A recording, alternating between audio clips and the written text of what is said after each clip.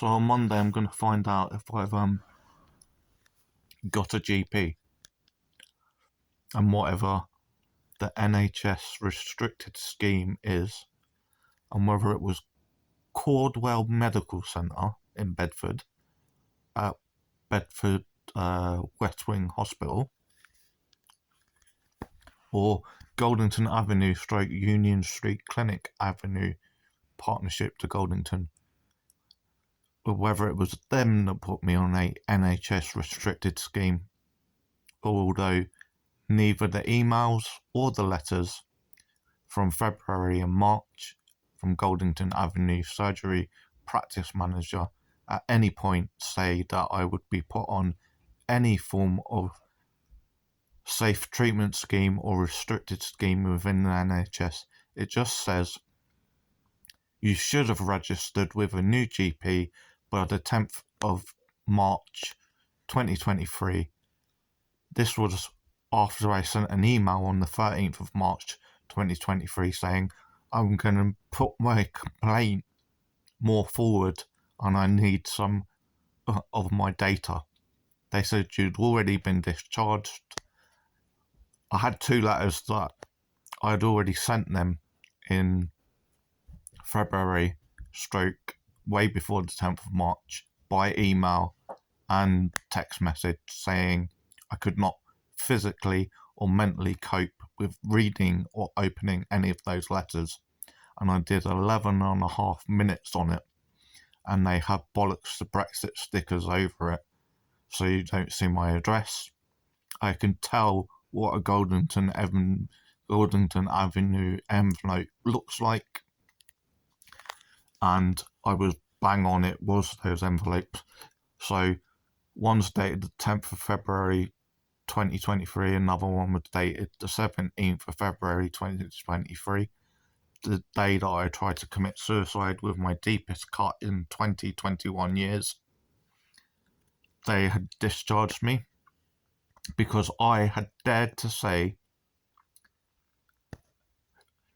Goldington Avenue neglect vulnerable patients like me on a Facebook post. I tried to get through to them by email. They could have made an appointment with the general practice manager at any time. We could have dealt with the issues and the complaint.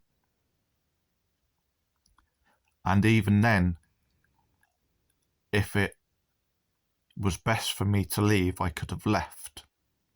If you're going to discharge a patient, always send 1 or 2 or 3 months prescription to the local chemist.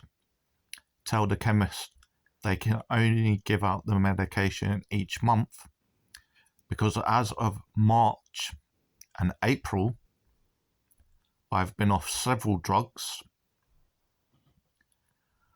I've been off the Zappapain since February, sadly, and wrongly, and with the accusations and everything, hence the spiralling.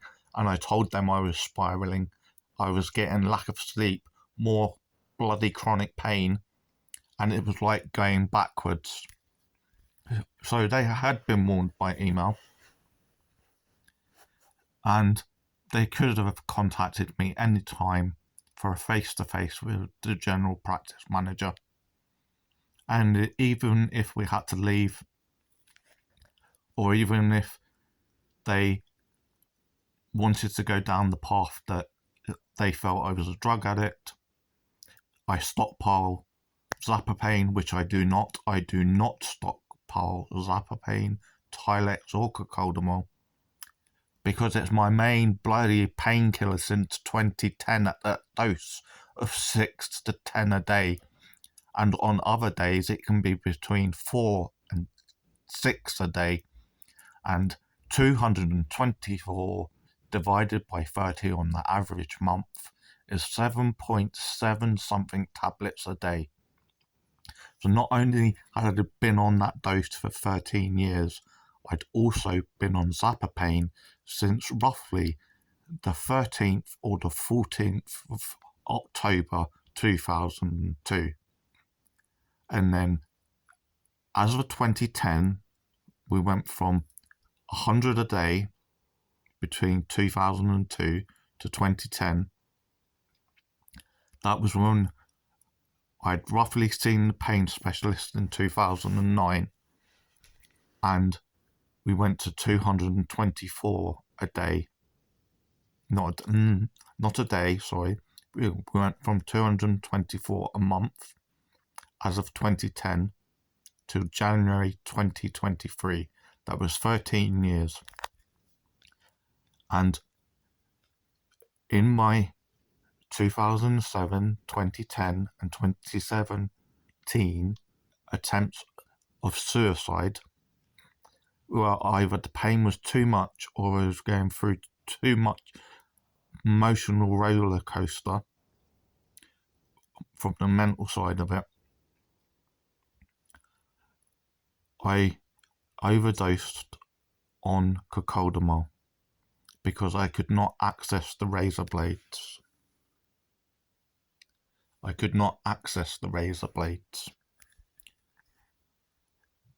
This was not stockpiled cocodamol or Zapapain or Tilex. It was whatever I had left that hour, day, week or month. And only on one occasion did I need a NAC infusion for 20 to 48 hours, and that was in 2017.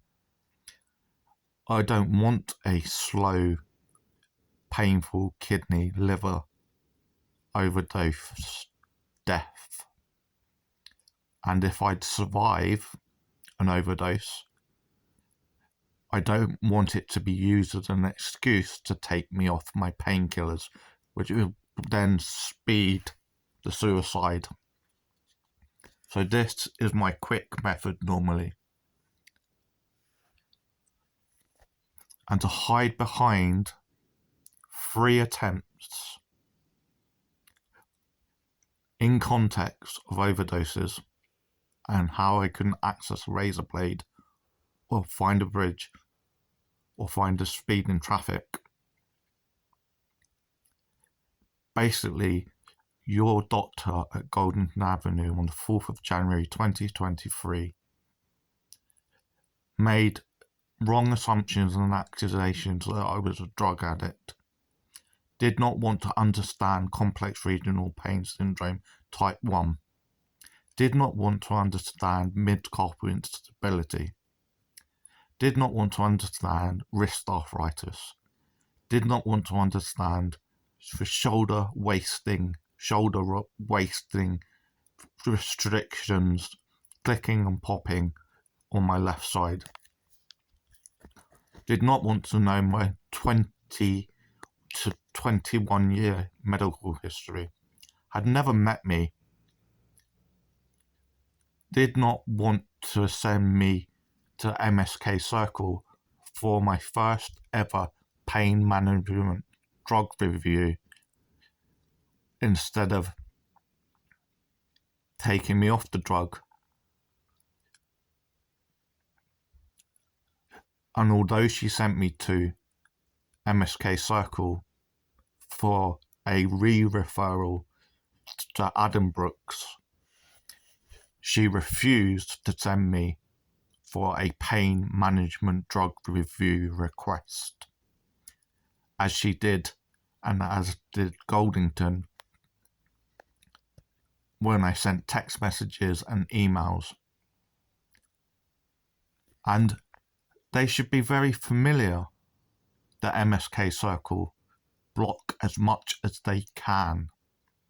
Because when I went to see the plastic surgeon on the 24th of March, or was it the 24th? No, it was another day. It was the first time I saw the plastic surgeon. I mentioned complex regional pain syndrome in my left wrist, and he said it's very complicated. I hardly understand it now. This was a plastic surgeon, and he said don't get me started on MSK Circle. We literally are struggling to treat our patients. I said, I know. So the GPs at Goldington Surgery should know that MSK Circle, I can't speak for all that outpatient patients, yet for me, between 2018 to 2023, I've never had a pain management drug review. I've never had a pain management drug review in 7 years. Although, as I said, most of it was start from 2018 because of previous complications with Pemberley surgery and my nervous breakdown and Luton Dunstable dreadful pain management, and they did not want to investigate the problems I raised with them because they know that the original consultant from 2017 and 2018 did not do their job or their due diligence of a full history and a full examination. That and the fact that they did not understand complex regional pain syndrome type 1, where they were constantly looking for nerve damage. Complex regional pain syndrome type 2 is the nerve damage one.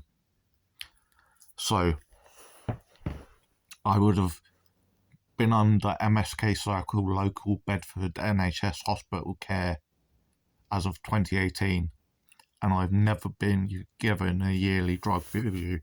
The GP surgery should have known this also.